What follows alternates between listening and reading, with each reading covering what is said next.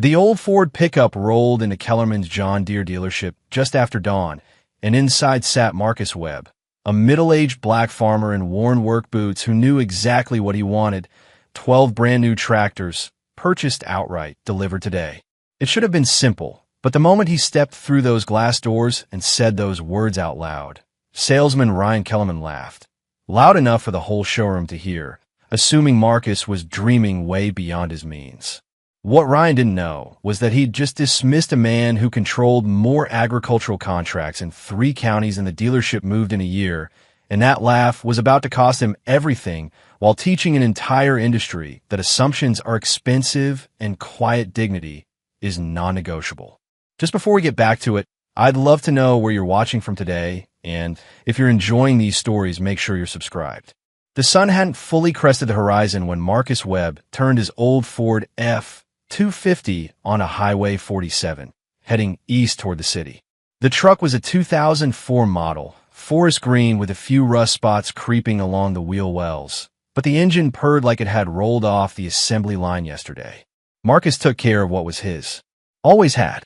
He'd been up since 4:30, same as every morning for the past 30 years. Coffee. News. A walk around the property to check the irrigation system his grandfather had installed back in 1968 and that Marcus had upgraded piece by piece over the decades. Everything in working order. Everything accounted for. That's how you survived in this business when the deck was stacked against you from birth. The highway stretched empty before him, fields of soybeans and corn rolling past on either side. Some of those fields were his. Most people in town knew the Webb name, but they didn't know the scope. Marcus preferred it that way. Let them think he was just another small-timer scraping by. Let them underestimate him. He learned a long time ago that being underestimated was sometimes the best position to negotiate from. His clothes were clean but worn. Carhartt jacket, faded but without holes. Wore jeans that had seen 1,000 days in the field but were freshly washed.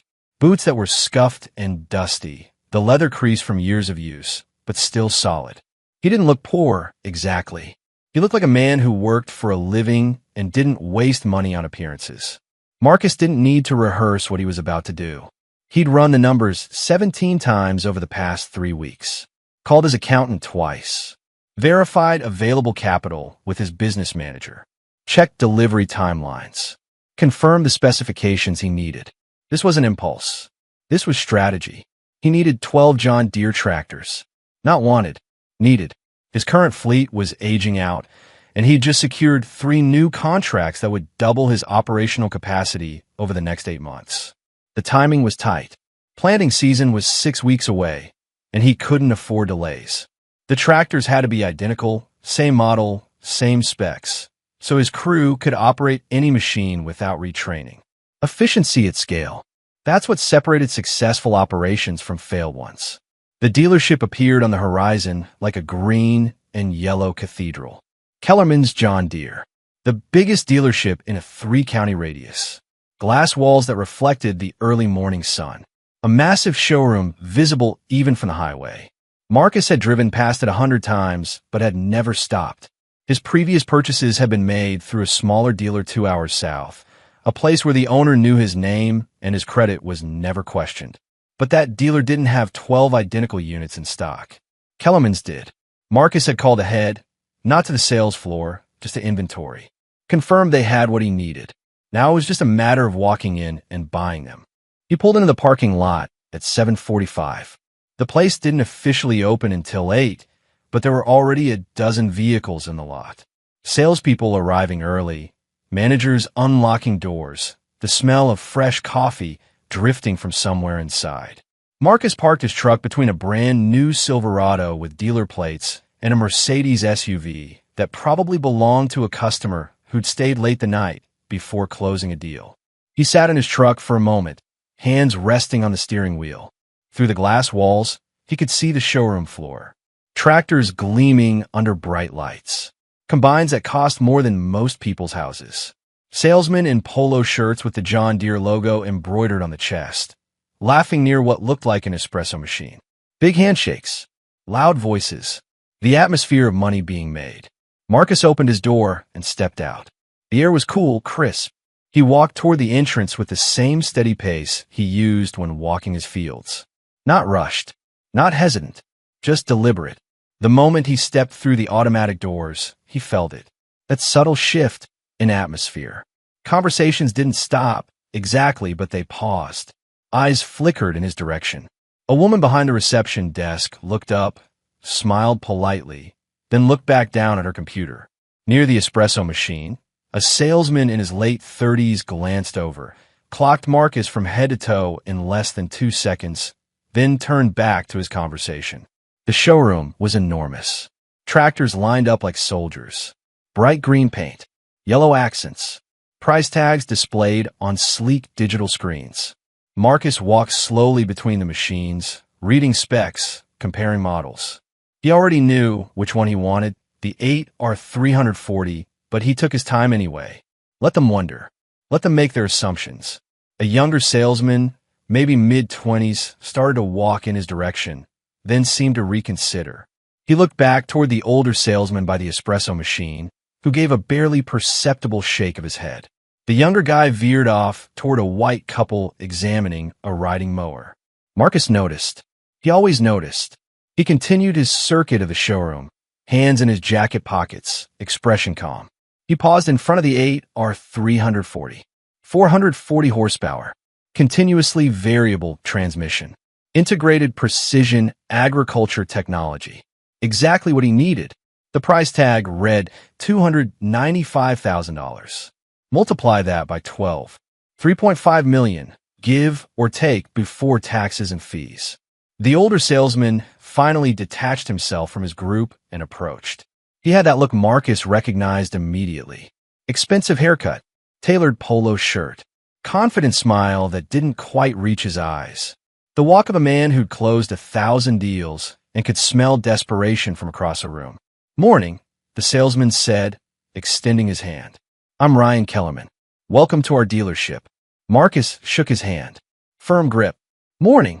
Beautiful machines, aren't they? Ryan gestured the 8R340. That's our top-of-the-line model. Absolute beast in the field. You farming around here? About 40 minutes south, Marcus said.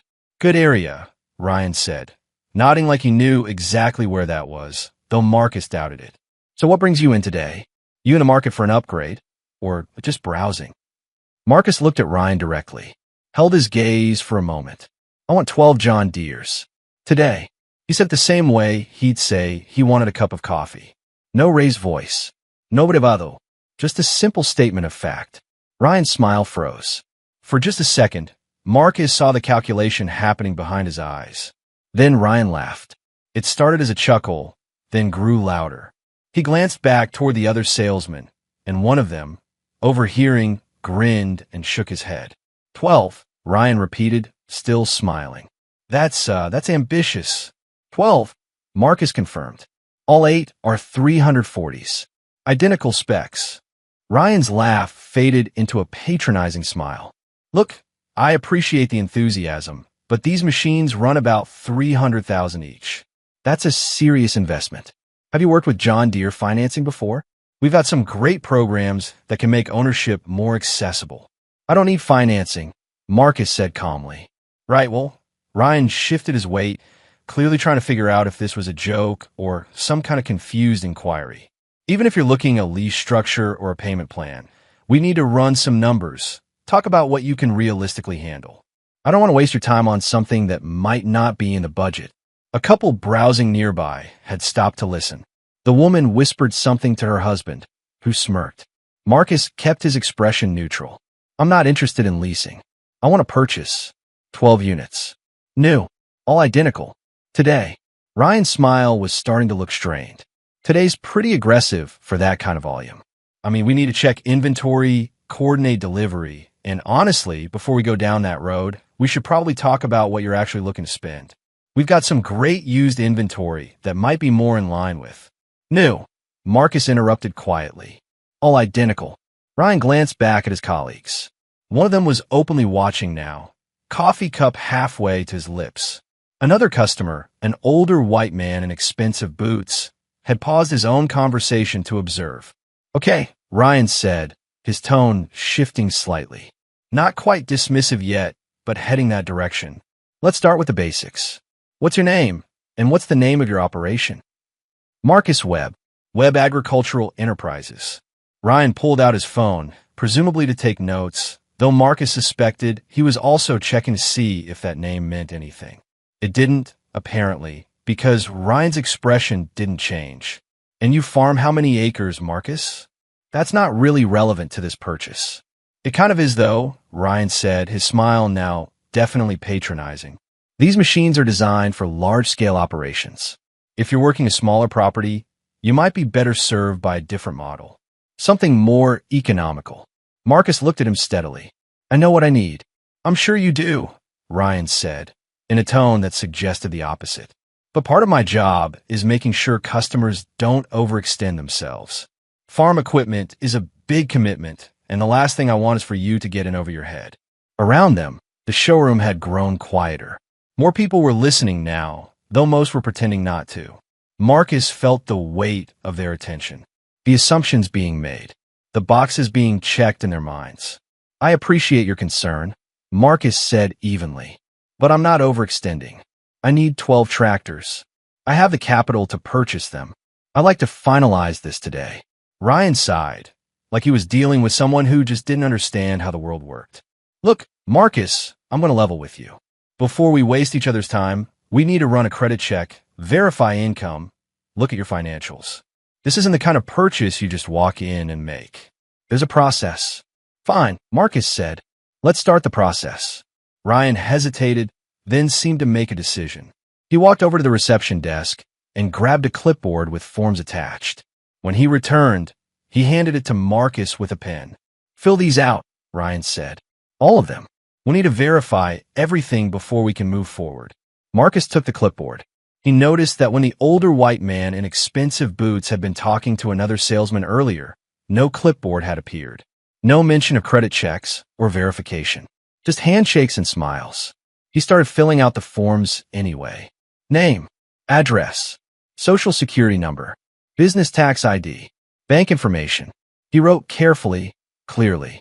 While he worked, Ryan stood nearby, arms crossed, checking his phone occasionally. You know, Ryan said, after a few minutes, we do have a financing department that specializes in helping farmers access equipment they might not be able to afford outright. No shame in that. Most of our customers use some kind of payment plan. Marcus didn't look up from the forms. I told you I don't need financing. Right, but the numbers you're talking about, that's north of $3 million. That's not pocket change. I'm aware. Ryan made a sound that might have been a laugh or a sigh. You're sure you're in the right building? I don't mean to be rude, but this is a serious dealership for serious operations. Marcus finished writing and looked up, held Ryan's gaze. I'm exactly where I need to be. Something in Marcus's tone made Ryan pause. For just a moment, uncertainty flickered across his face. Then it was gone, replaced by professional courtesy with an edge of condescension. All right then, Ryan said, taking the clipboard. Let me run this back to our finance office. This won't take long. He walked away, and Marcus noticed him saying something to another salesman as he passed. They both glanced in Marcus's direction. One of them shook his head, grinning. Marcus stood in the middle of the showroom, surrounded by machines that cost more than most people made in a decade. He checked his watch. 8:20. He had another appointment at 11, a meeting with his distribution coordinator to finalize routing for the new contracts. This dealership visit was supposed to be simple. In and out, sign the papers, arrange delivery, move on. But nothing was ever simple when you looked like Marcus and walked into spaces like this.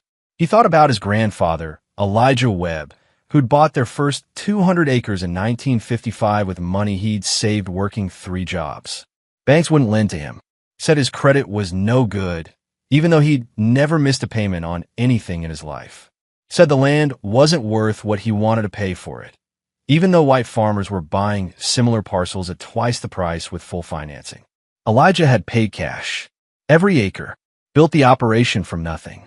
Marcus's father, Thomas Webb, had expanded the operation in the 70s and 80s, buying adjacent properties when other farmers went under. He tried to get loans for equipment, for irrigation systems, for stored facilities. Denied. Denied. Always some excuse. Insufficient collateral. Uncertain market conditions. Higher risk profile. Thomas had learned to save first by second. Never owe anyone anything they could use against you. Marcus had inherited that lesson.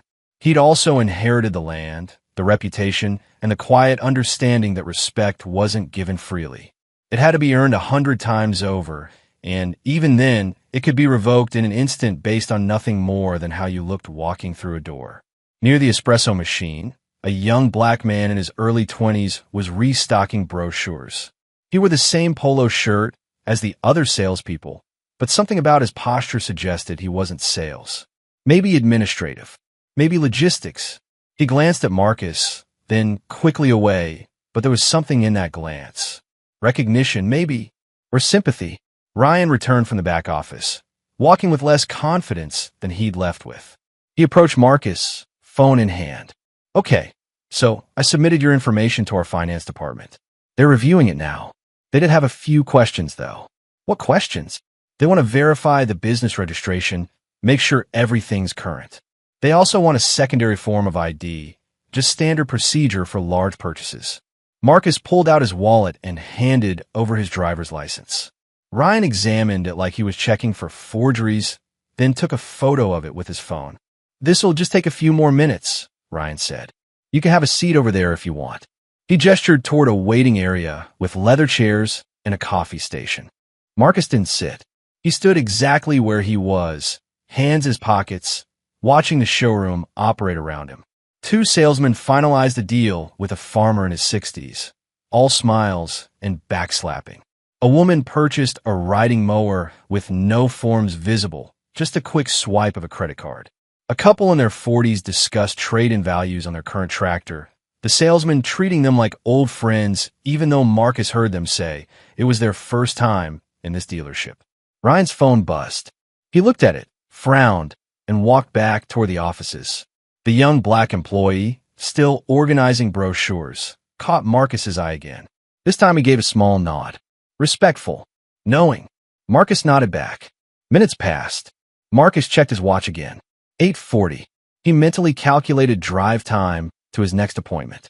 Margins were getting tight. Ryan emerged from the back office, phone pressed to his ear.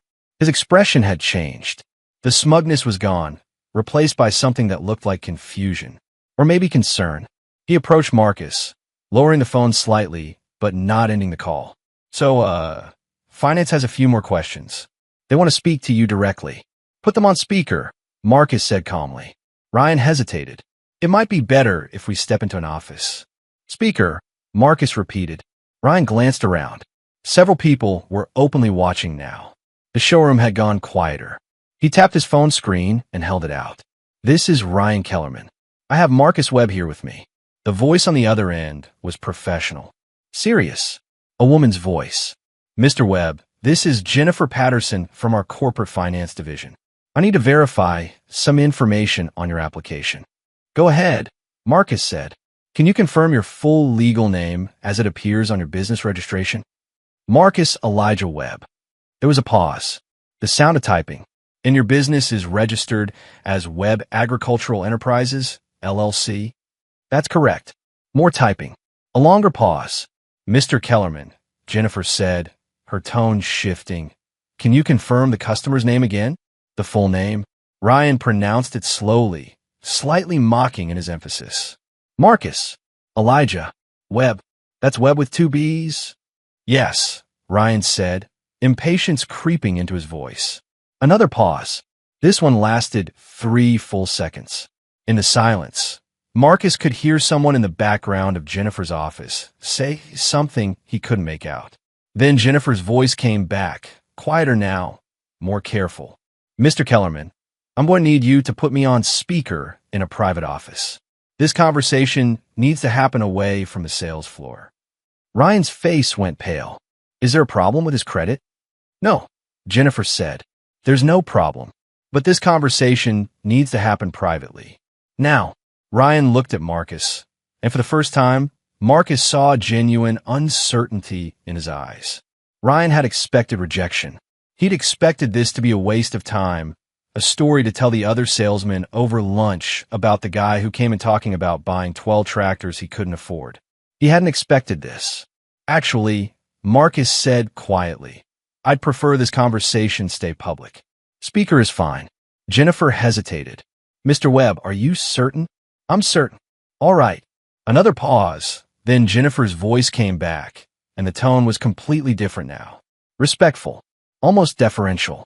"Mr. Webb, I apologize for the delay. Your application has been fully verified. Your credit is excellent. Your business accounts are in perfect standing. We're prepared to move forward with the purchase of 12.8 or 340 John Deere tractors as requested." The showroom had gone completely silent now. Even the salesman by the espresso machine had stopped talking. Ryan's mouth opened slightly. He stared at the phone like it had betrayed him. Jennifer continued. "The total purchase price, including taxes and dealer fees, comes to $3,742,000. We show sufficient funds available for immediate payment. Would you like to proceed with full payment today, or would you prefer to structure this differently?" "Full payment," Marcus said. "Today." "Understood. I'll have the contracts prepared within the hour. Mr. Kellerman will coordinate delivery details with you directly." Ryan was staring at Marcus now, color returning to his face in red splotches. "One more thing," Jennifer said, and her voice carried a note of something that might have been embarrassment. "I have a note here that you requested same-day delivery." "If possible," Marcus said. "We'll make it possible. I'm flagging this as priority. Your machines will be delivered to your property by end of business today." "Thank you," Marcus said. The call ended. Ryan slowly lowered his phone. Around them, the showroom remained silent. The couple who'd been smirking earlier weren't smirking anymore. The salesman by the espresso machine looked stunned. The young black employee had stopped pretending to work and was watching with something that looked like pride. Marcus looked at Ryan directly. "I don't negotiate respect." Ryan opened his mouth, closed it, opened it again. "Mr. Webb, I apologize if there was any confusion. I was just following standard protocol." "Was it standard protocol when that gentleman bought his mower?" Marcus gestured toward the man who'd paid with a credit card. "No forms, no questions." "That was a different situation. Was it standard protocol when you decided I was wasting your time before you even spoke to me?" Ryan's jaw tightened. He knew he'd been caught. Everyone in the showroom knew it. The general manager, a man in his 50s with graying hair, emerged from the back office. He'd clearly been briefed on what was happening because he approached Marcus with an extended hand and a smile that looked genuine, but was probably just good crisis management. "Mr. Webb, I'm David Patterson. I'm the general manager here at Kellerman's.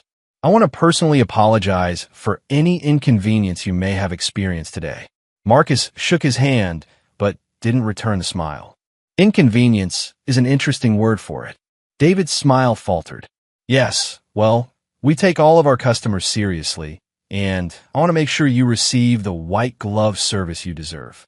Ryan here will help you finalize the paperwork, and I'm going to personally oversee your delivery to make sure everything goes smoothly." "That won't be necessary," Marcus said. He turned and looked at the young black employee. "What's your name?" The young man straightened up, surprised. "Jerome. Jerome Patterson. Any relation?" Marcus glanced at David.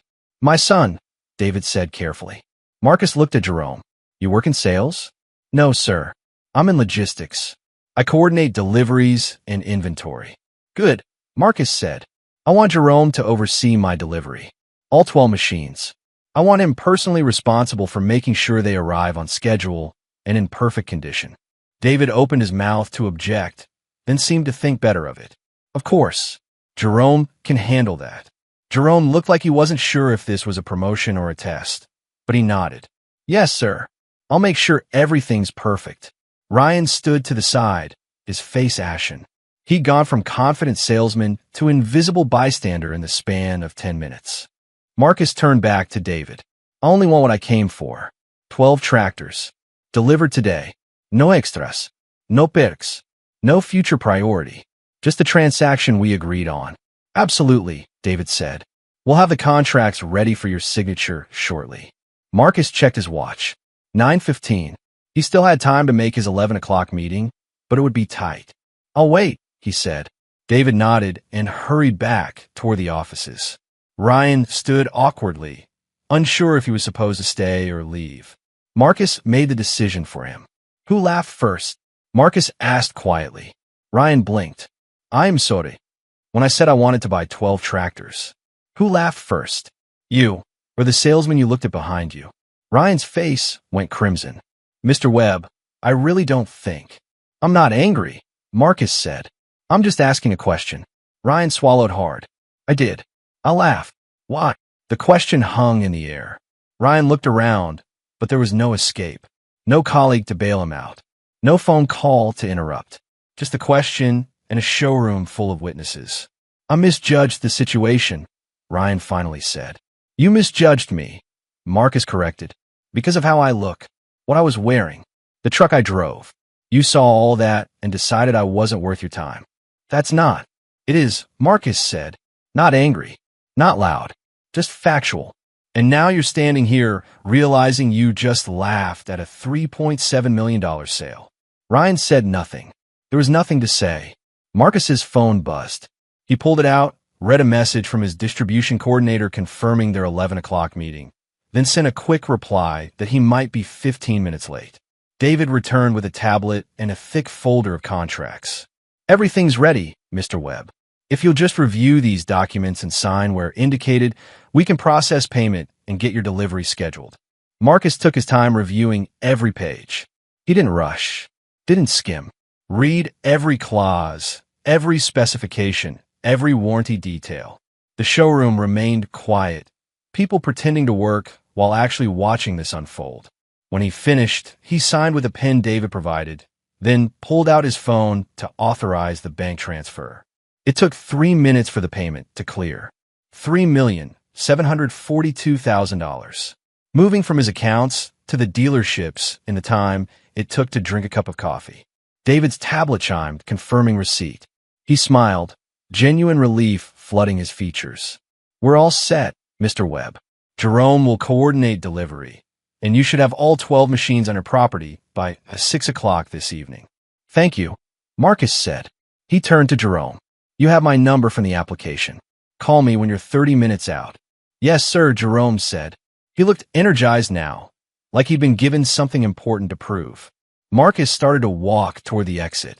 As he passed the group of salesmen by the espresso machine, they suddenly found other things to look at. Coffee to pool. Phones to check. Anywhere but at him. He pushed through the glass doors and walked back to his truck. The morning sun was higher now, warming the air. He climbed into the cab, started the engine, and sat for a moment, hands on the wheel. He thought about calling his wife, telling her what happened. But she'd worry, get angry on his behalf, and he didn't need that energy right now. He'd tell her tonight when the tractors arrived, when it was finished. He thought about his father, who would have handled this differently. Louder, angrier. Thomas Webb had never learned to swallow humiliation quietly. It had cost him opportunities. Marcus had learned a different way. Let them underestimate you. Let them laugh. Then show them exactly who you are, not with words, but with action, with numbers, with results that can't be dismissed or debated. He pulled out of the parking lot and headed back toward the highway. As he drove, his phone buzzed with a text from Jerome. Mr. Webb, this is Jerome. I won't let you down. Your machines will be perfect. Marcus smiled slightly and sent back a single word, good. 40 minutes later, he was pulling into his property.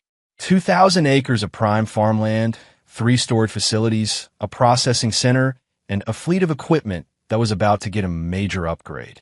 Workers were already in the fields, preparing for the planting season. His operations manager, a woman named Sharon who'd been with him for 15 years, was waiting by the main barn. How'd it go? She asked. Fine, Marcus said. They'll be here by 6. Sharon raised an eyebrow. She knew him well enough to read between the lines. Just fine. Tell the crew to clear the north lot. Marcus said, changing the subject. 12 tractors coming in. They'll need space to park them. Sharon whistled low. 12. You really did it. I really did it, Marcus confirmed. He walked into his office, a converted barn that held his desk, his computer, filing cabinets full of contracts and land deeds and business records. Everything his grandfather and father had built. Everything he was expanding. He sat down and pulled up his email. 3 messages from corporate contacts asking about his new capacity.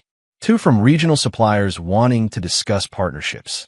1 from his accountant confirming the wire transfer had cleared. Business as usual. His phone rang. Unknown number. He almost didn't answer, then decided to take it. Marcus Webb, he said.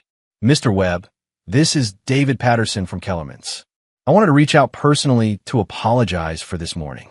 What you experienced was unacceptable, and I want you to know we're taking it very seriously. Okay, Marcus said neutrally. We're conducting an internal review of our sales practices, and I want to assure you that this kind of treatment won't happen again. Ryan has been reassigned to a different role, and we're implementing additional training for our entire team.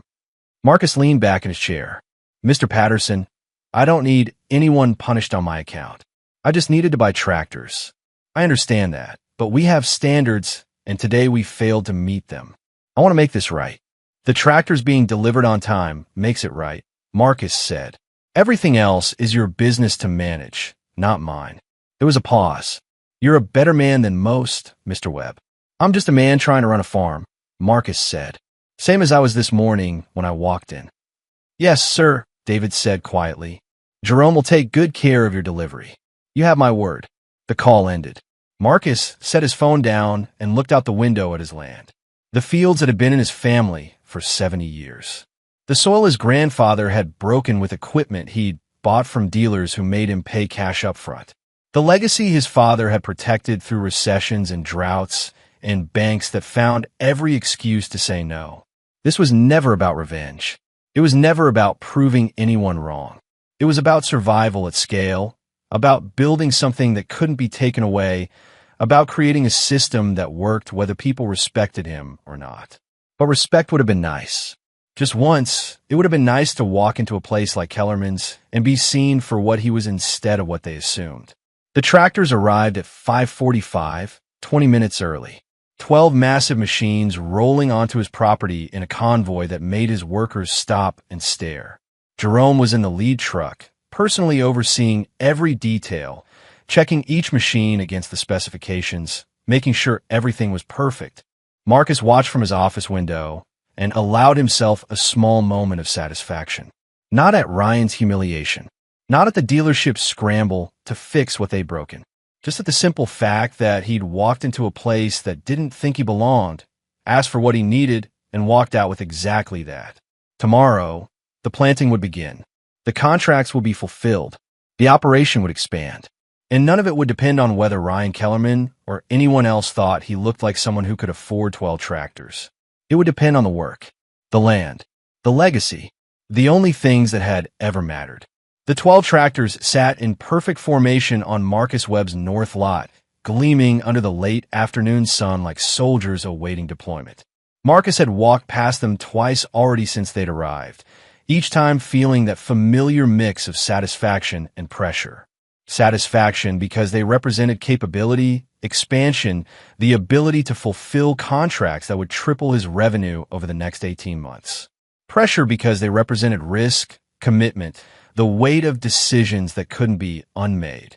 Sharon stood beside him now, clipboard in hand, checking serial numbers against the delivery manifest Jerome had provided. Every machine accounted for. Every specification correct. The kid had done good work. They're beautiful, Sharon said, running her hand along the hood of the nearest tractor. When do we start training the crew? Monday, Marcus said. I want everyone certified on these before we break ground on the new contracts. His phone buzzed. A text from his wife, Patricia. Heard you made a purchase. Should I be worried? He smiled and typed back. Only if you don't like success.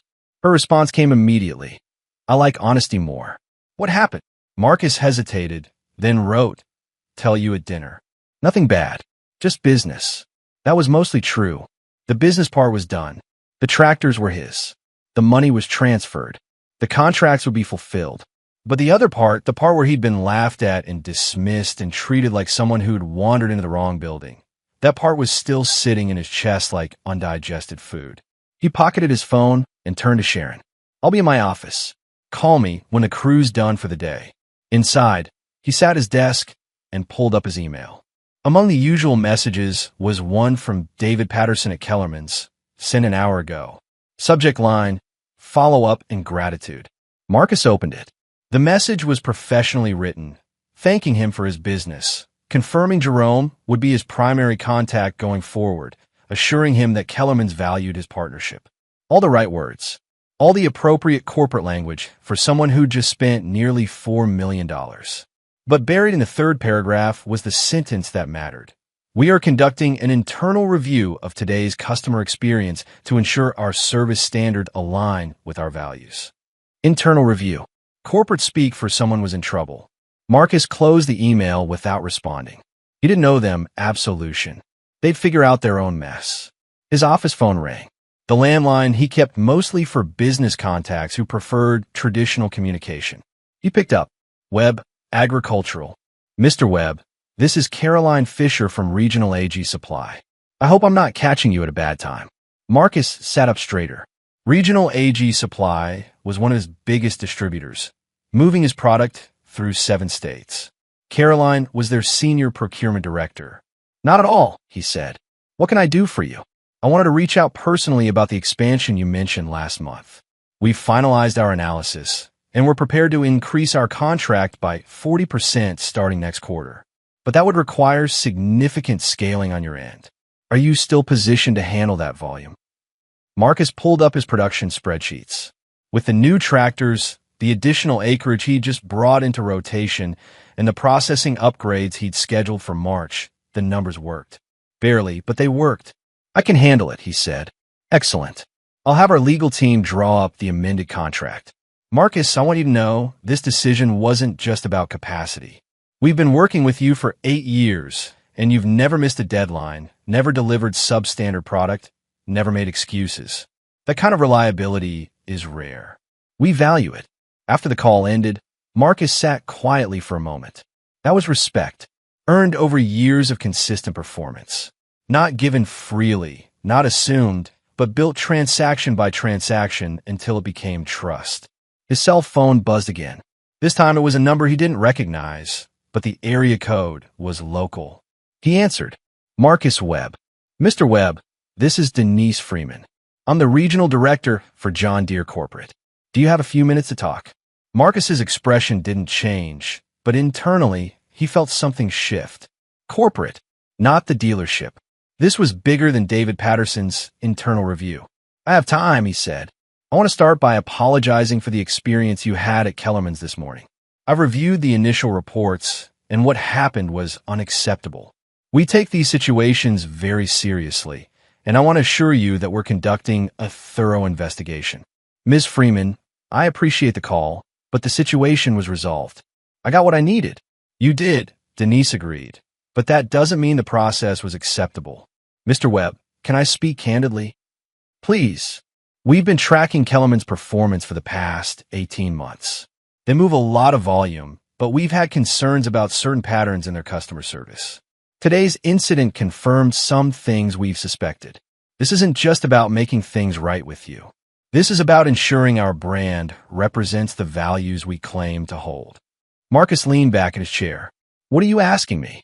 I'm asking if you'd be willing to provide a formal statement about your experience. Not for any legal purpose, just for our internal review. We need to understand exactly what happened so we can address it properly. I'm not trying to get anyone fired, Marcus said. I understand that. But you deserve better than what you received, and so does every customer who walks into a John Deere dealership. Would you be willing to help us fix this? Marcus thought about Ryan's laugh. The patronizing questions. The clipboard that appeared for him, but not for others. The assumptions written on every face in that showroom. I'll provide a statement, he said, but I want something clear. This isn't about revenge. It's about accountability. Understood, Denise said. I'll send you a secure link where you can submit your account. Thank you, Mr. Webb, and congratulations on your expansion. 12.8 R340s is impressive. You must be running a substantial operation. I get by, Marcus said. After the call, he sat staring at his computer screen. He hadn't sought this out, hadn't wanted to be the catalyst for some corporate reckoning. He just wanted to buy tractors and get back to work. But here he was, pulled into something bigger whether he liked it or not. His phone buzzed with the secure link from Denise. He opened it and began typing his statement. He kept it factual, described the timeline, the interactions, the assumptions made, the laughter, the forms required of him, but not others. He didn't embellish. Didn't need to. The facts spoke clearly enough. When he finished, he submitted it and closed his laptop. That was done. Whatever happened next was corporate's problem. 3 days later, Marcus was in his processing facility reviewing quality control reports when Sharon found him. "You've got a visitor," she said. "Says he's from John Deere Corporate." Marcus looked up. "Did he say what he wants?" "Just that he needs to speak with you. He's waiting in your office." Marcus found a man in his mid-50s standing by the window, looking out at the fields. He turned when Marcus entered, extending his hand. "Mr. Webb, I'm Thomas Harrington, District Operations Manager for John Deere. Thank you for taking the time to meet with me." They shook hands. Marcus gestured to the chairs across from his desk, and they both sat. "What can I do for you, Mr. Harrington?" "I wanted to follow up personally on the situation at Kellerman's. We've completed our initial investigation, and I thought you deserved to hear the findings directly." "All right," Marcus said. Thomas pulled out a tablet and opened a file. "We reviewed security footage, interviewed staff, examined transaction records going back 2 years. What we found was concerning. There's a pattern of differential treatment based on customer demographics. Minority customers were significantly more likely to be asked for credit checks, offered financing instead of direct sales, and quoted longer delivery times. The pattern is statistically significant enough that it can't be explained by coincidence." Marcus wasn't surprised, but hearing it stated so plainly still landed heavy. "Ryan Kellerman, specifically?" Marcus asked. "Ryan has been reassigned to a non-customer-facing role. He'll be handling inventory management going forward. No commission eligibility. That's a pretty significant demotion." "It's appropriate to the circumstances," Thomas said. "But this goes beyond one salesperson. We're implementing mandatory training for the entire dealership staff. We're also changing our evaluation metrics to include diversity and inclusion components. And we're establishing a direct feedback channel for customers to report concerns without going through dealership management first." Marcus nodded slowly. "That's more than I expected." "It's less than you deserve," Thomas said. "Mr. Webb, you're exactly the kind of customer we want. Large-scale operator, consistent buyer, someone who's going to grow with us. The fact that you were treated like you didn't belong is inexcusable." "I've been treated like I don't belong my whole life," Marcus said quietly. "That's not new." "I know," Thomas said, "and that's the problem we're trying to fix. It won't happen overnight, but it starts with accountability." After Thomas left, Marcus stood at his window, watching his crew work the fields. The new tractors were already being put through their paces, operators learning the controls, testing the precision agriculture technology. Everything running smoothly. His phone rang. Jerome Patterson. "Mr. Webb, I want to check in on the tractors." "Any issues?" "None," Marcus said. "Your delivery was flawless." "Thank you, sir. I also want to let you know that I've been promoted. I'm assistant sales manager now. They're moving me into client relations, specifically for large agricultural accounts." Marcus smiled. "That's good news, Jerome. You earned it." "I earned it because you gave me a chance," Jerome said. "My father told me what happened with Ryan. I just want you to know, not everyone at Kellerman's is like that." "I know," Marcus said. "You prove that." Over the next 2 weeks, Marcus noticed subtle changes. When he called Kellerman's to order parts, the response was immediate and professional. When he had questions about warranty coverage, Jerome handled them personally. When he mentioned possibly expanding his fleet again in the fall, David Patterson himself reached out to discuss options. Respect given freely now because it cost them too much not to. But Marcus also heard through industry contacts that Kellerman's was losing business. Not dramatically, but steadily. Other large operators were asking questions about what happened, making decisions about where to take their purchases. The story had spread quietly through the agricultural community, the way these things do. One afternoon, Marcus got a call from an old friend, Dennis Miller, who ran a 1,000-acre operation in our west. "Marcus, I heard about what went down at Kellerman's." "News travels," Marcus said. "It does when it's that kind of news. Listen, I've been buying from them for years. but I've always felt something was off. Nothing I could put my finger on, just a vibe. After hearing what happened to you, I started thinking about my own experiences there. The way they talked to me versus how they talked to white farmers. The extra steps they made me jump through. What are you going to do? Marcus asked. I'm taking my business elsewhere. Already found a dealer up in Riverside who treats me right from the first conversation. Wanted you to know that what you did, standing your ground, it mattered. Other people are paying attention. After the call, Marcus sat with that information. He hadn't set out to make a statement or start a movement. He just refused to accept being disrespected. But actions had consequences, ripples that spread further than intended. A month after the tractor purchase, Marcus attended a regional agricultural conference in the state capital. These events were networking opportunities disguised as educational seminars. Farmers, suppliers, equipment dealers, all mixing together over buffet lunches and PowerPoint presentations.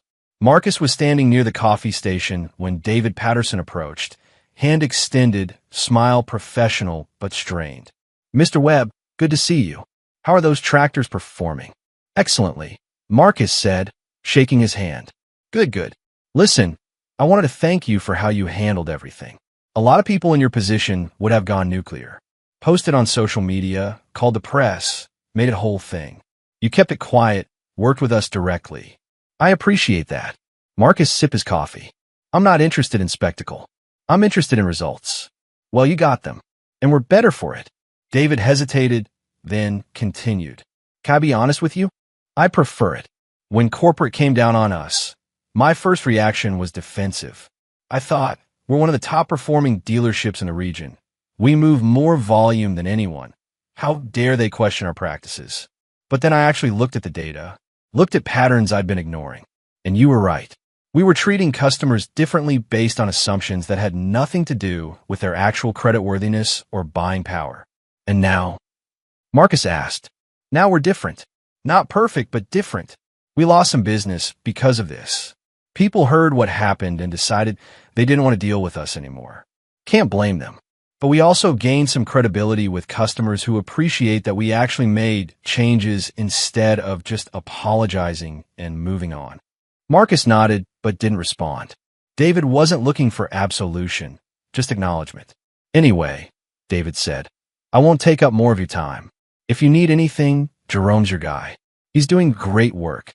As David walked away, Marcus noticed other people watching. Some he knew, some he didn't. Word had spread through the industry. The farmer who walked into Kellerman's and changed everything. He didn't particularly want that reputation, but he'd accept it if it meant the next person who looked like him wouldn't have to endure what he had. Later that day, Marcus sat in a seminar about sustainable farming practices, half listening to the presenter while checking emails on his phone. One message stood out. From Caroline Fisher at Regional AG Supply. Marcus, wanted to give you a heads up. We're consolidating our supplier network, and your operation is being elevated to Tier 1 status. This comes with preferential pricing, priority shipping, and quarterly strategy sessions with our executive team. You've earned this through consistency and quality. Congratulations. Tier 1. That was reserved for the biggest suppliers in their network. Operations that moved serious volume and had proven track records. Marcus forwarded the email to Patricia with a single line, "We made it." Her response came back immediately. You always knew we would. That evening, back at the farm, Marcus walked his land as the sun set. 2,000 acres of possibility. 3 generations of struggle and triumph and quiet determination. His grandfather had bought this land when everyone said he couldn't. His father had expanded it when banks said he shouldn't. Marcus had taken it further than either of them imagined. The 12 tractors sat silent now, waiting for tomorrow's work. They represented more than machinery. They represented the refusal to accept limitations imposed by other people's assumptions. The decision to demand respect rather than beg for it. Sharon found him near the old barn, the one Elijah had built in 1957. You okay, boss? She asked. I'm good, Marcus said. Just thinking. About what? About how my grandfather would have handled what happened at Kellerman's. He probably would have walked out. Pride wouldn't let him stay and fight. But you stayed, Sharon said. I stayed, Marcus agreed. Because I learned something he didn't get the chance to learn. Walking away lets them win. Standing your ground makes them reconsider. And did they? Reconsider. Marcus thought about the corporate investigation, the policy changes, Ryan's demotion, Jerome's promotion, the business Kellerman's lost, the conversations happening across the industry. Yeah, he said. They did. Sharon smiled. Good. Now come on. Patricia called. Says dinner's ready and you better not be late. Marcus followed her back toward the house, his boots crunching on gravel worn smooth by decades of footsteps. His grandfather's footsteps. His father's. His own. And someday, maybe his children's if they wanted this life. The land remembered everything. Every slight. Every victory. Every moment someone said no, and every time someone like Marcus said yes anyway. The tractors would work the fields. The contracts would be fulfilled. The operation would expand. And somewhere in a dealership 40 minutes north, Ryan Kellerman would spend his days managing inventory instead of customers, a living reminder that assumptions have consequences. Marcus didn't take pleasure in that, but he didn't feel guilty about it either. He'd asked for 12 tractors. He'd been laughed at. He'd been dismissed. And then he'd shown them exactly who he was. Not with anger, not with speeches, just with the quiet power of a man who knew his worth and refused to negotiate it. Inside the house, Patricia had dinner laid out. Pot roast, green beans, cornbread. Comfort food that reminded him of Sunday dinners at his grandmother's table. So, she said as they sat down, are you going to tell me what really happened? Marcus cut into his pot roast and smiled. I bought 12 tractors. And I reminded some people that assumptions can be expensive. Patricia laughed. That's all you're giving me? For now, Marcus said. The rest will come out eventually. Stories like this always do. She reached across the table and squeezed his hand. I'm proud of you. For buying tractors? For being exactly who you are, even when it would be easier not to be. Marcus squeezed back. That was the real victory, he thought. Not the tractors. Not the corporate investigation. Not Ryan's demotion or the business Kellerman's lost. The victory was sitting here in the house his father built, on the land his grandfather bought, having dinner with his wife after a day of honest work. Everything else was just noise. But it was noise that would echo for a long time, in places he'd never see, affecting people he'd never meet. And maybe that mattered too. 6 weeks had passed since Marcus Webb drove away from Kellerman's John Deere with a handshake and a promise of same-day delivery. The tractors had proven themselves flawlessly. His crew had taken to them quickly, the precision technology cutting fuel costs by 18% while increasing efficiency across every field operation. The new contracts were ahead of schedule. Everything was working exactly as planned. Ryan Kellerman's mornings looked different now. He arrived at the dealership at 7:30, same as always, but instead of greeting customers in the showroom or closing deals over coffee, he walked directly to the back warehouse. Inventory management, stock rotation, parts ordering, tasks that required competence but offered no glory, no commission, no customer interaction that might lead to redemption. The email that changed everything had arrived on a Tuesday afternoon, 3 days after Marcus's purchase. Ryan had been at his desk, finishing paperwork on a combined sale, when his computer chimed. Subject line, immediate review required. He'd opened it with steady hands, expecting maybe a question about documentation or a request to clarify some detail about the web transaction.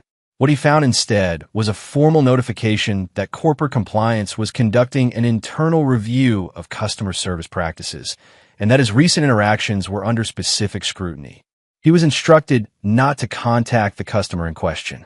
He was temporarily suspended from handling transactions over $50,000, and he was required to submit a detailed written account of events within 24 hours. Ryan had sat frozen, reading the email 3 times. Around him, the dealership hummed with normal activity. Salespeople laughing, phones ringing, the espresso machine hissing, life continuing as if nothing had changed. But for Ryan, everything had changed in the span of 200 words. He'd written his statement that night, sitting at his kitchen table with a beer he didn't drink and a laptop that felt heavier than it should. He tried honesty first, described his initial assessment of Marcus, the assumptions he'd made based on appearance, the laugh that he now realized had been caught on someone's phone camera. He tried to explain his reasoning without making excuses. Failed. Deleted it. Started over. His second attempt leaned into procedure. He'd followed standard protocol, he wrote. Credit checks were required for large purchases. Questions about financing were normal. He treated Marcus the same as any customer requesting that volume of equipment. But even as he typed it, Ryan knew it was a lie.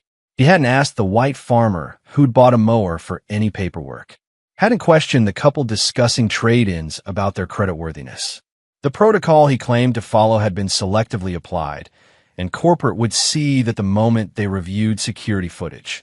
His third attempt, the one he finally submitted, was somewhere between confession and rationalization. He acknowledged that he'd misjudged the situation, admitted that his initial reaction had been dismissive, expressed regret for any discomfort caused to the customer. But he stopped short of calling it what it was. Stopped short of admitting that he'd looked at a black man in work clothes and decided, instantly and completely, that he didn't belong. Corporate's response had been swift and clinical. No dramatic confrontation. No angry phone call. Just a restructured job description, a reassignment to inventory management, and the quiet removal of his name from the sales floor roster. He was still employed, still receiving his salary.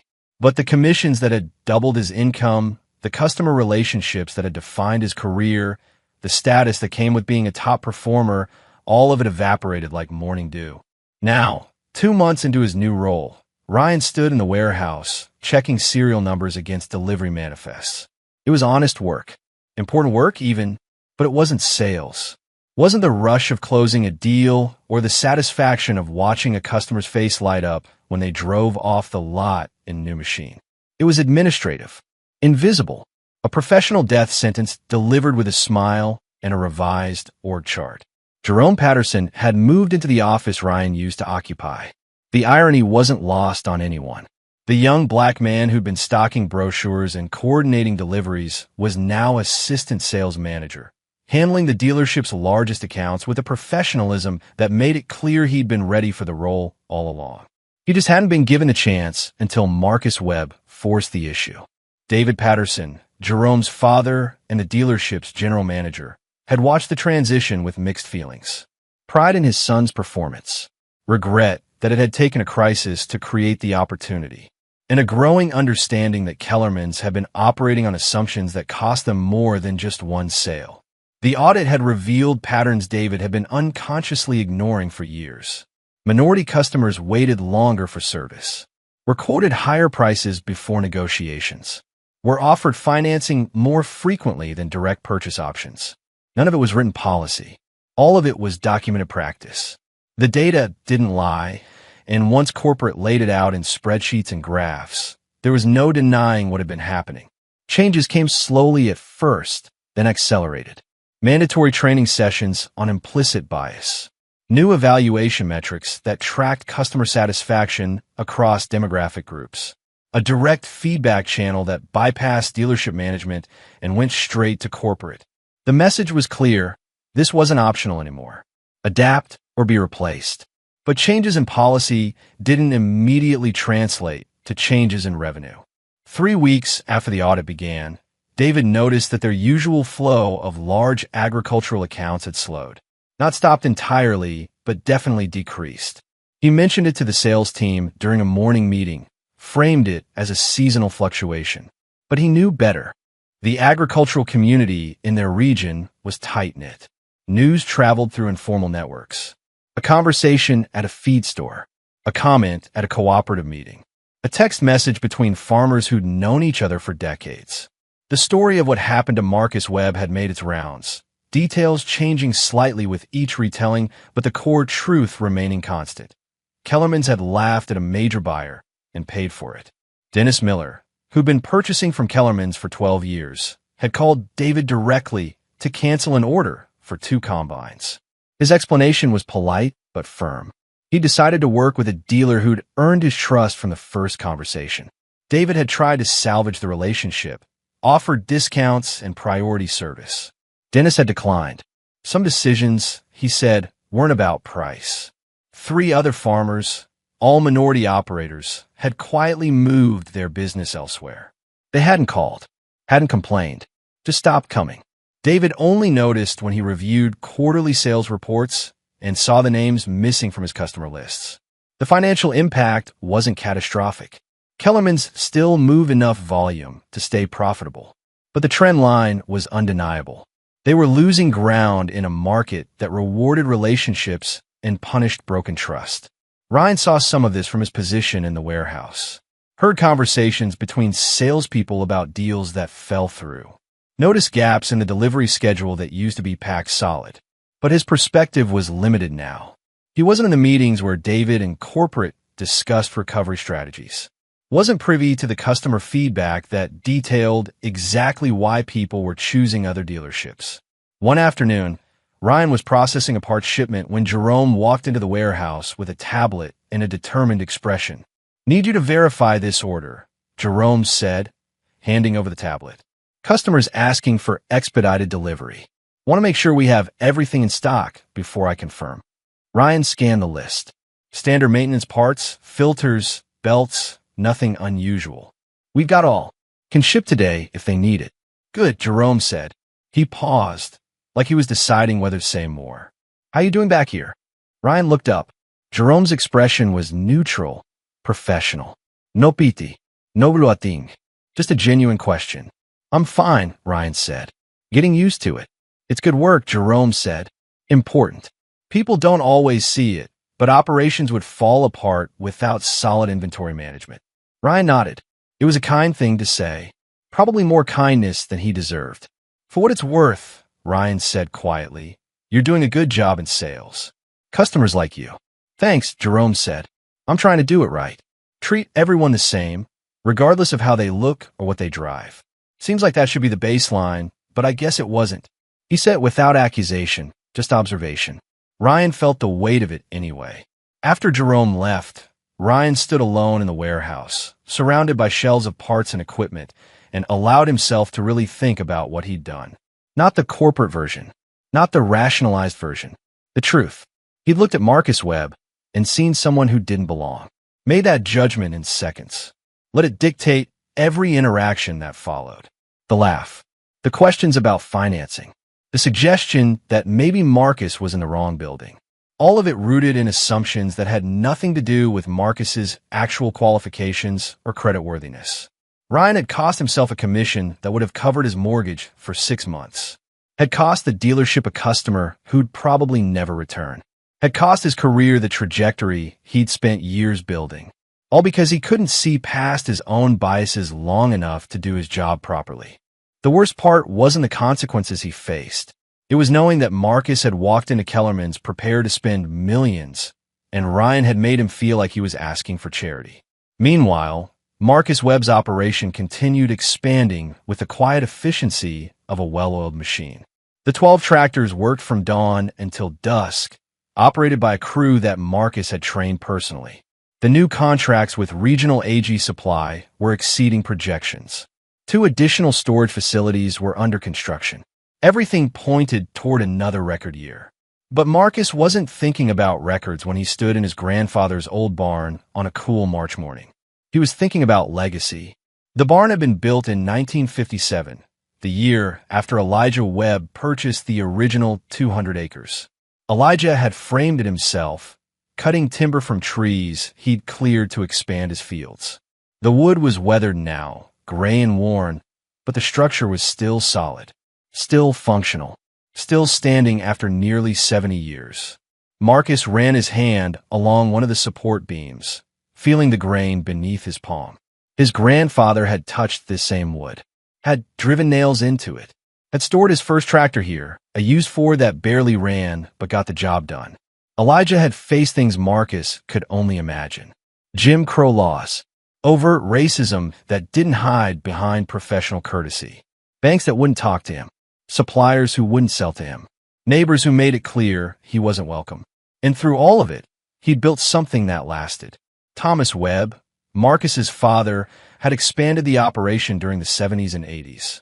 He'd been more educated than Elijah, had business training from a community college, understood markets and contracts in ways his father hadn't. But he'd faced the same closed doors, the same assumptions, just dressed up in politer language. Loans denied for technical reasons that disappeared when white applicants walked in. Partnerships that dissolved when people realized the owner wasn't who they expected. Thomas had taught Marcus a crucial lesson: documentation. Keep records of everything. Every rejection, every suspicious delay, every promise broken. Because the patterns only became visible when you could prove them with evidence instead of anecdote. Marcus had those records now, boxes of them stored in a climate-controlled room off his main office. Letters from banks explaining why loans were denied. Contracts that fell through at the last minute. Quotes that mysteriously increased when he showed up in person after negotiating by phone. Decades of casual discrimination, meticulously documented. He'd never needed to use most of it. The documentation existed as insurance, as proof that he wasn't imagining things when opportunities disappeared. But knowing it was there had given him a kind of confidence his grandfather never had. The confidence to stand in a showroom and insist on being taken seriously because he had evidence that his experience wasn't unique or paranoid. Patricia found him in the barn, standing in a shaft of sunlight that cut through gaps in the roof. "Sharon's looking for you," she said. "Something about the new irrigation system." "I'll be there in a minute," Marcus said. Patricia walked over and stood beside him, looking at the old beam he'd been touching. "Thinking about Elijah and my father," Marcus said, wondering what they'd make of all this. "They'd be proud," Patricia said simply. "Would they? I'm not sure my grandfather would approve of how I handled Kellerman's. He believed in walking away from disrespect. Don't give them your money or your time." "But you didn't walk away," Patricia said. "You stayed and made them see who you really were. That's different. Is it better, though? Or just different?" Patricia considered this. "Your grandfather survived. Your father built. You're doing something else. You're changing the system, even if it's just one dealership at a time. That's not better or worse. It's what this moment required."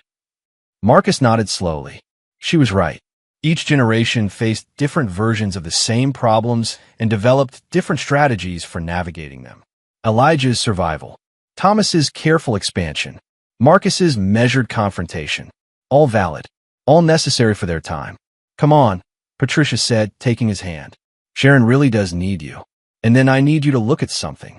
The irrigation issue took an hour to resolve, a programming glitch in the new automated system.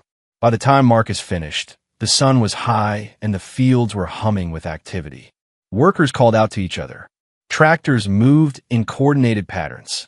The smell of turned earth and diesel fuel hung in the air. The smell of work getting done. Patricia was waiting in the house, her laptop open on the kitchen table. "What am I looking at?" Marcus asked. "An email I got this morning from a journalist at the State Agriculture Journal. They want to interview you for a feature on successful minority-owned farming operations." Marcus sat down and read the email. It was professionally written, respectful, emphasizing that they wanted to focus on his business acumen and operational success. But there was a line near the end that made him pause. "We're particularly interested in discussing challenges you've faced and overcome in building your enterprise." They wanted to talk about Kellerman's, Marcus said. "Probably," Patricia agreed. "But they're giving you control over the narrative. You can tell them as much or as little as you want." Marcus leaned back in his chair. A feature article would bring attention. Good attention, probably. Recognition for what he'd built. But it would also cement him as someone who'd been discriminated against, someone defined by opposition rather than achievement. "I need to think about this," he said. "Take your time," Patricia said. "But Marcus, you should know that you've already become a story people tell. You can let them tell it without you, or you can make sure they get it right." Over the next week, Marcus considered the interview request while managing the daily operations of his expanding enterprise. He talked to Sharon about it, who said he should do it if only to encourage other minority farmers who felt isolated. He talked to Caroline Fisher at Regional AG Supply, who said his visibility would be good for their partnership. He even talked to Jerome Patterson, who said he'd be honored to be mentioned as part of a story about positive change.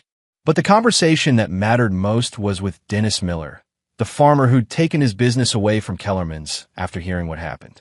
They met for coffee at a diner halfway between their properties, a place they've been meeting for years to discuss market conditions and share information about suppliers. You thinking about doing that interview? Dennis asked, once they'd ordered. Considering it, Marcus said. Not sure it's a good idea, though. Don't want to be known as the guy who got discriminated against. Dennis stirred sugar into his coffee, thinking, you know what you're actually known as? The guy who didn't back down. The guy who walked into a place that didn't respect him and made them rethink everything. That's worth talking about. Maybe, Marcus said, but I didn't do it for attention.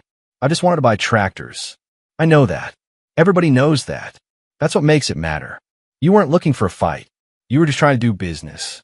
And when they disrespected you, you held your ground without making a scene. That takes more strength than most people have. Marcus sipped his coffee. My grandfather would have walked out. Different times, Dennis said. Back then, walking out kept you safe. These days, staying and demanding better. That's what creates change.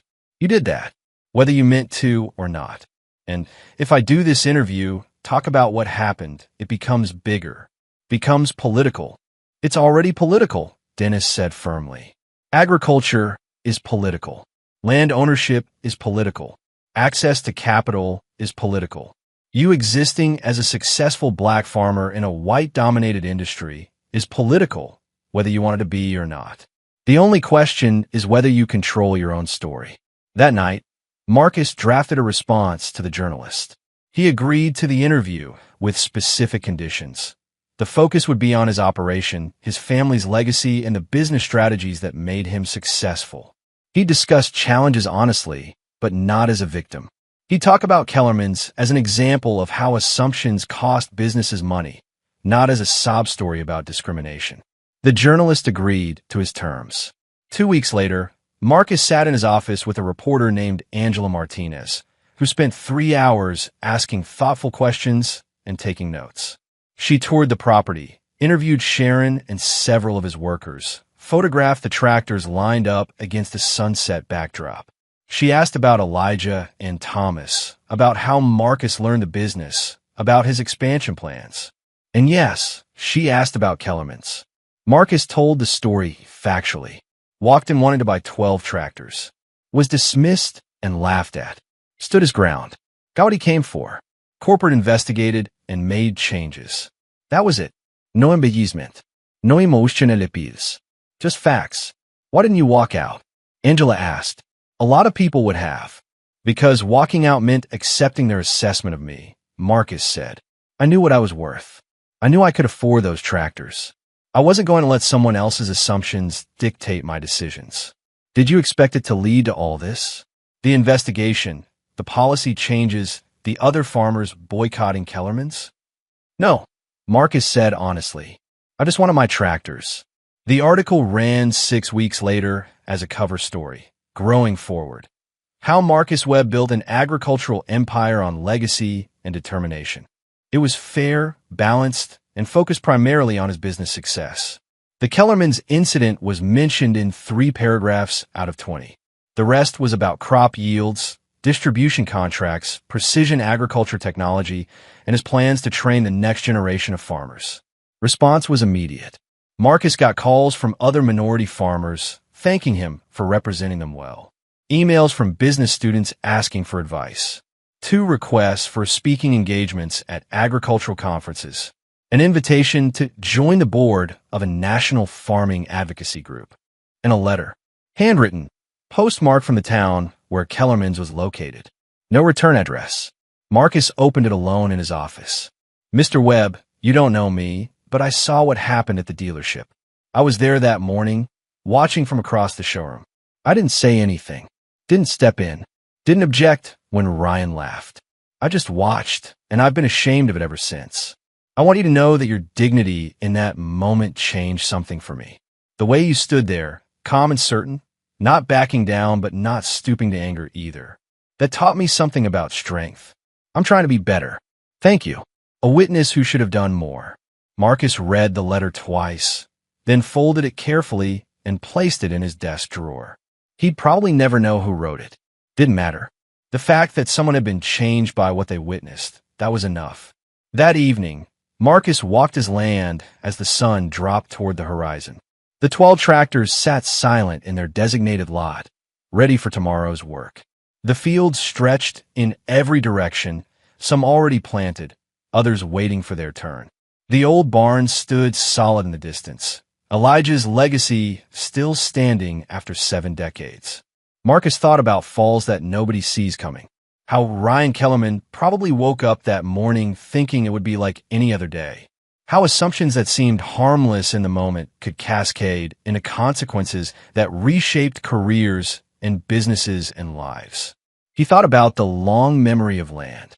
How this soil remembered his grandfather's first plow, his father's expansion, his own careful stewardship. How it would remember whatever came next, whoever worked it, whatever stories unfolded on its surface. The land didn't care about assumptions, didn't care about prejudice or pride. It just responded to care, to knowledge, to consistent effort applied over time. That's what made it honest. That's what made it worth fighting for. Marcus headed back to the house as stars began appearing overhead. Tomorrow would bring more work, more challenges, more decisions about how to grow what his ancestors had started.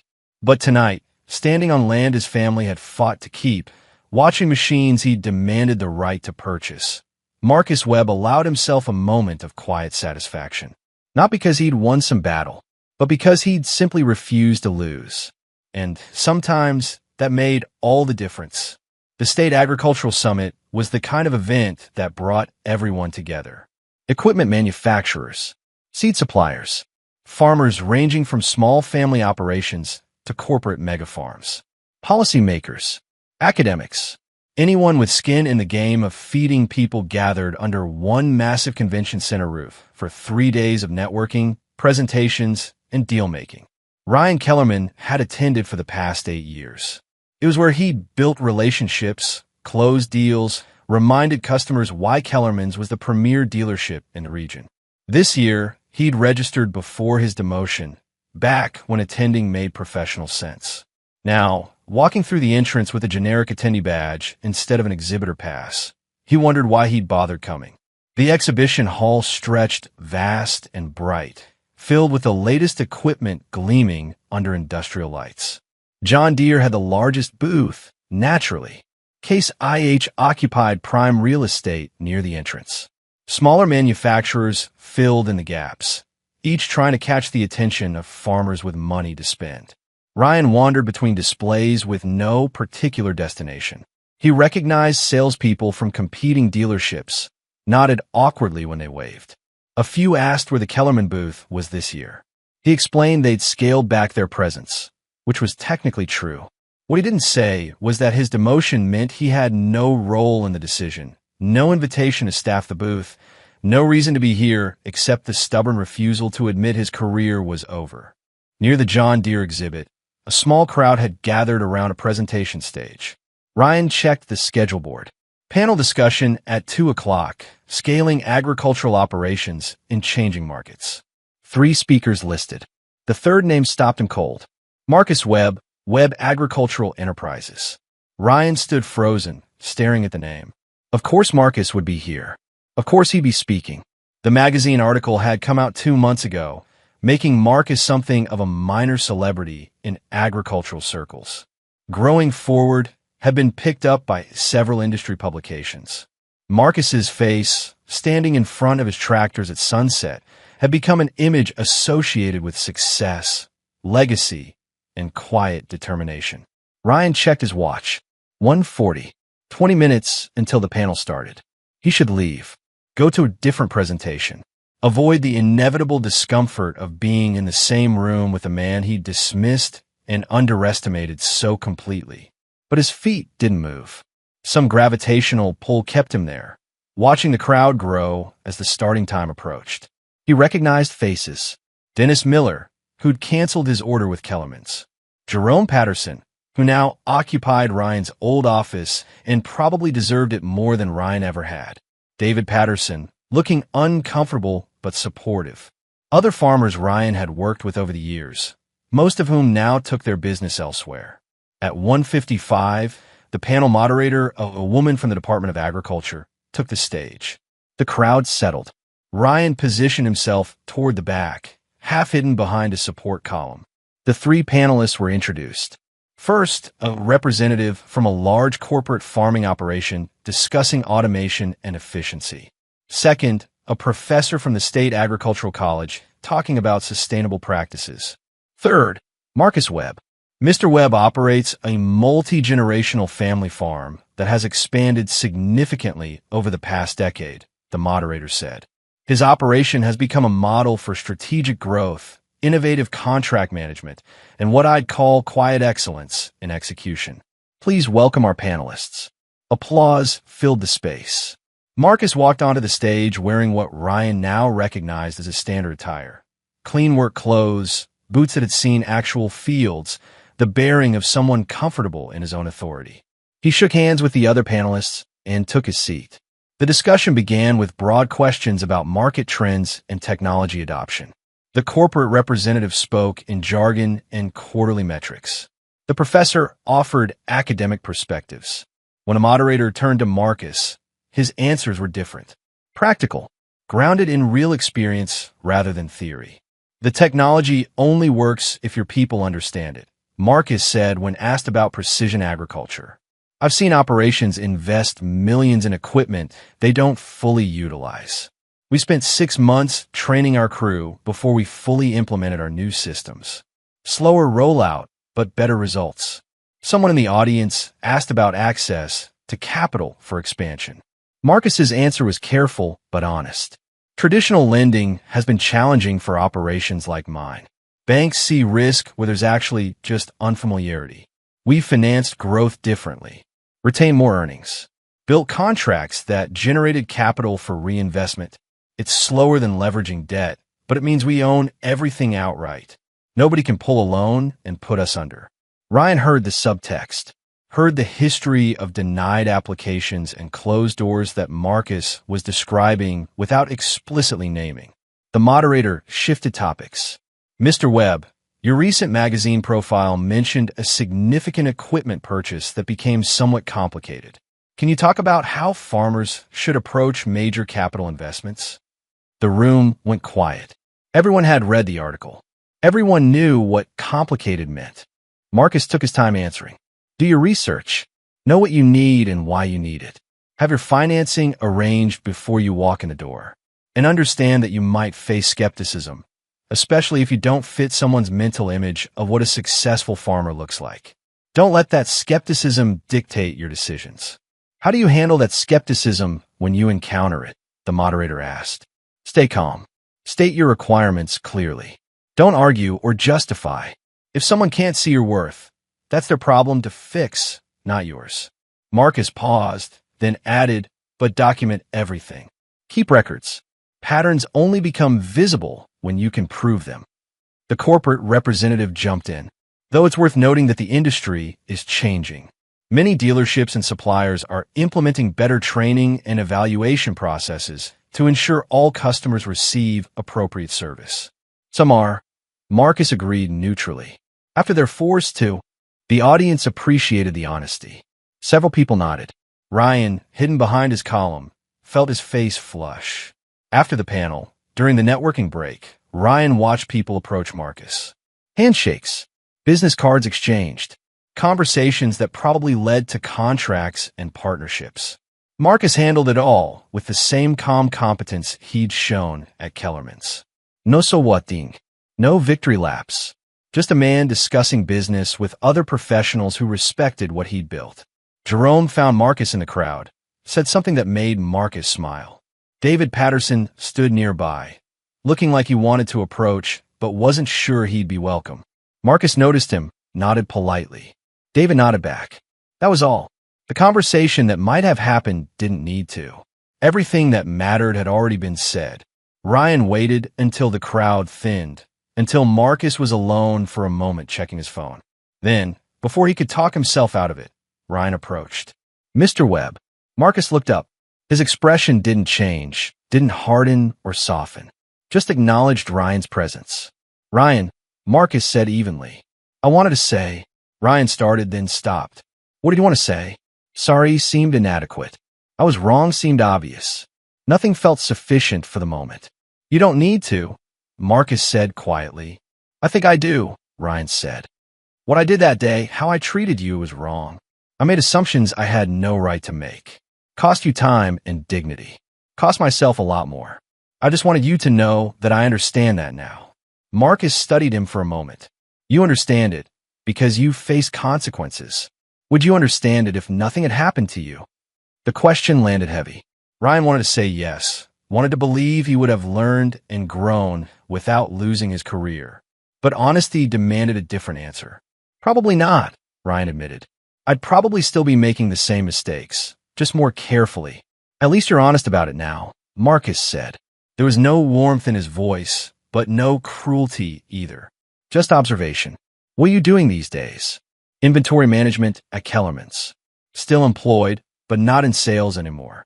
Marcus nodded. That's probably for the best. It stung, but Ryan couldn't argue. Probably is. They stood in awkward silence for a moment. Around them, the conference continued. Deals being made. Relationships being built. The machinery of agriculture grinding forward. For what it's worth, Ryan said, your panel was good. What you said about documentation, about not letting skepticism dictate your decisions. That mattered to people. I know, Marcus said simply. There was nothing else to say. Ryan extended his hand. Marcus shook it, firm but brief. Then Marcus turned and walked toward a group of farmers who'd been waiting to speak with him. Ryan stood alone, watching the man he'd underestimated move through the room with easy confidence. That evening, Ryan sat in a hotel bar, nursing a beer he didn't really want.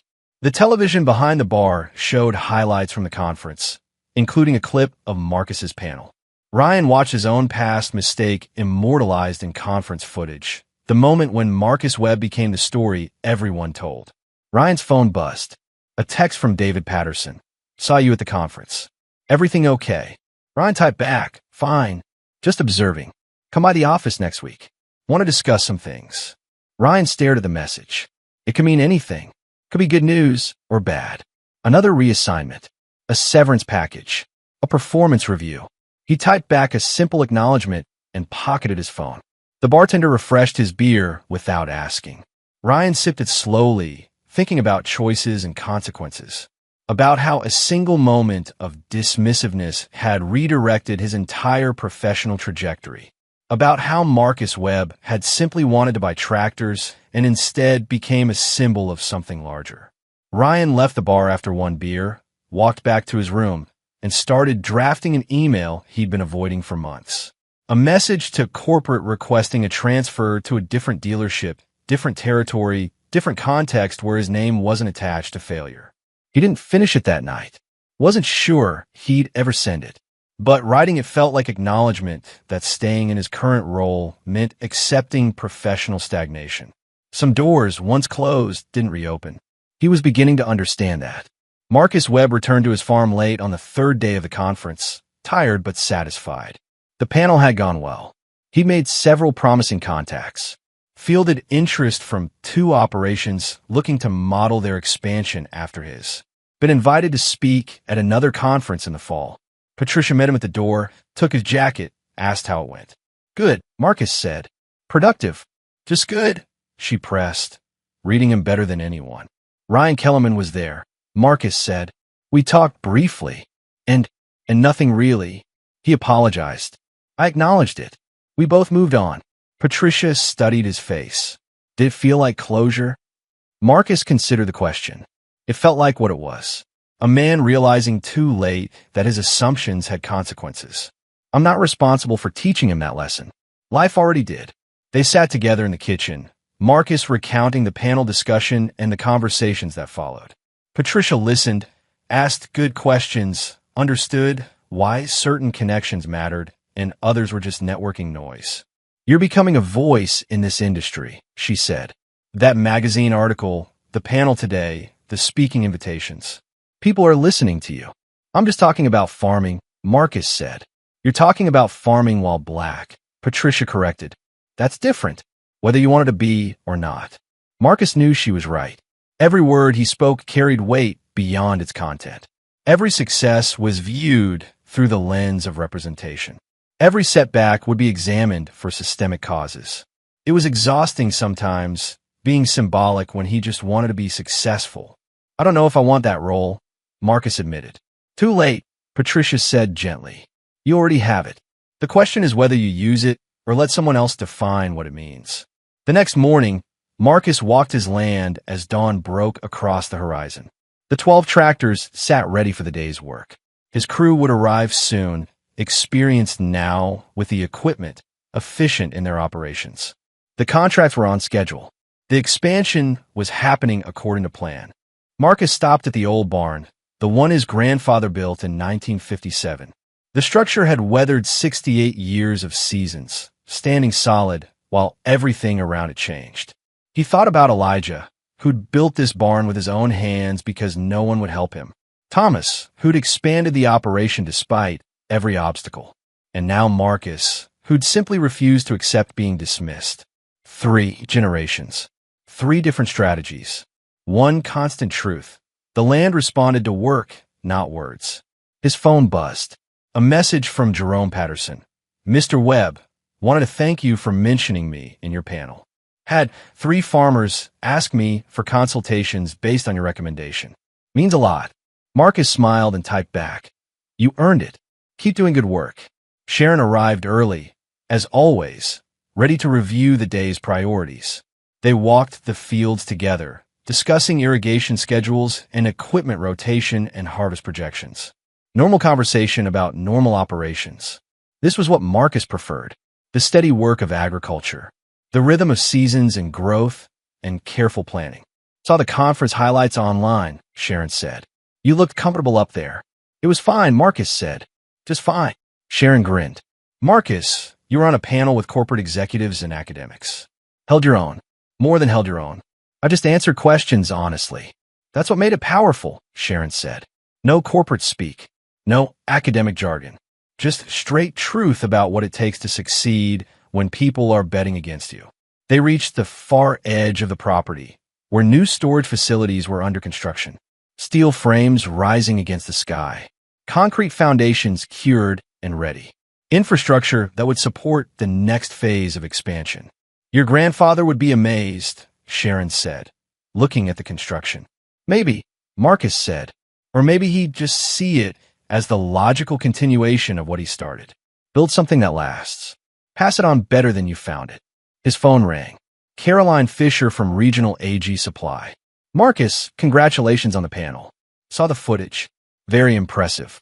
Thank you, Caroline. Listen, I'm calling because we're restructuring our supplier advisory board. We want operators who understand both the business side and the ground level reality. I'd like to nominate you for a position. Quarterly meetings, strategic input, compensation for your time. Interested? Marcus looked out at his fields, his equipment, his workers arriving for the day's labor. Another role, another platform, another way that simply doing good work had cascaded into something larger. Send me the details, he said. I'll review them. After the call, Marcus stood quietly for a moment. The sun was fully up now, warming the earth. Birds called from fence posts. A tractor engine started in the distance. The sounds of a working farm. This was what mattered. Not panels or articles or advisory boards. This, the land, the work, the legacy built slowly over decades by people who refused to quit. Everything else was just noise. Important noise sometimes. Noise that created opportunities and opened doors.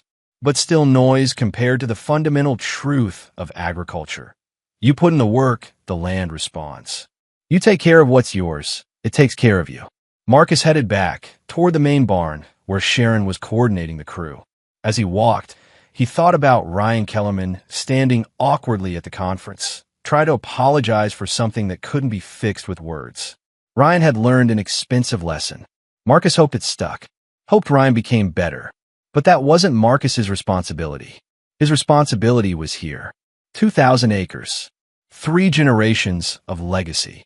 Workers depending on him. Contracts to fulfill. Crops to grow. Equipment to maintain. He'd walked into Kellerman's that morning 6 months ago, wanting 12 tractors. He'd been laughed at, dismissed, questioned, and he'd stood his ground, not with anger or speeches, but with the quiet certainty of someone who knew exactly what he was worth. The tractors had arrived. The contracts had been fulfilled. The operation had expanded. Everything else, the investigations and demotions and policy changes and magazine articles and conference panels, all of that happened because he simply refused to accept being underestimated. That was the story. Not a story of revenge or triumph. Just a story about a man who knew what he needed, asked for it clearly, and didn't waver when someone told him no. Patricia was right. He'd become a voice whether he wanted to or not. But that voice would say what it had always said. Do good work, document everything, demand respect without negotiating it, and let the results speak louder than any words. Marcus reached the barn where his crew was gathering for the morning briefing. They looked up as he approached, ready for direction, trusting his leadership. This was his real audience, not conference attendees or magazine readers. These people whose livelihoods depended on the decisions he made every day. All right, Marcus said, pulling up the day's work schedule on his tablet. Let's talk about what we're accomplishing today. They gathered around, asking questions, clarifying assignments, coordinating like the efficient team they'd become. The 12 tractors would work the north fields. The older equipment would handle maintenance tasks. The processing facility would run double shifts to meet a delivery deadline. Normal operations. Normal challenges. Normale solution. Marcus thought about the anonymous letter he'd received months ago. The witness who'd been changed by watching him stand his ground. How that person, whoever they were, carried that lesson forward in ways Marcus would never see. That was the real impact, not the corporate policies or the speaking invitations. The individual moments when someone watched and learned that dignity was worth protecting, that assumptions deserved challenging, that quiet strength could change outcomes. As the crew dispersed to begin their work, Sharon lingered. You okay, boss? You've been reflective this morning. I'm good, Marcus said. Just thinking about how we got here. We got here by doing excellent work despite every obstacle, Sharon said simply. Same way we'll get wherever we're going next. Marcus nodded. She was right. The path forward was the same as it had always been. One decision at a time. One season at a time. Building on what came before while adapting to what came next. The sun climbed higher. The tractors moved into formation. The work began. Marcus Webb stood in the barn his grandfather built and watched his operation function with the precision of a well-conducted orchestra. This was success, not the magazine article or the panel or the advisory board nomination.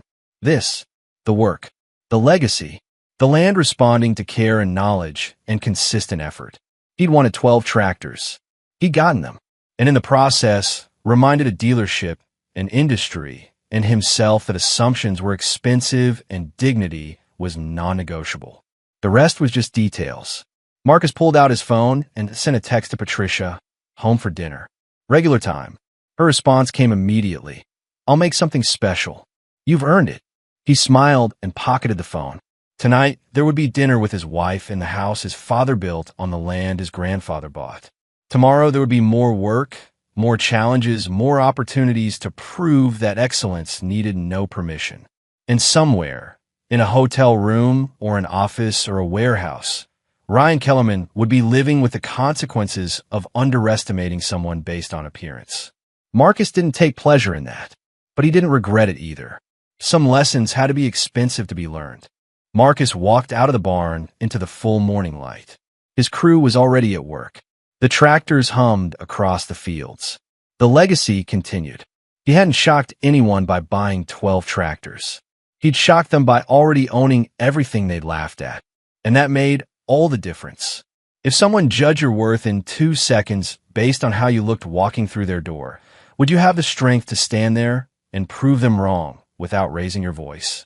If this story resonated with you, hit that like button and subscribe for more stories about quiet strength, dignity, and the power of simply knowing your worth.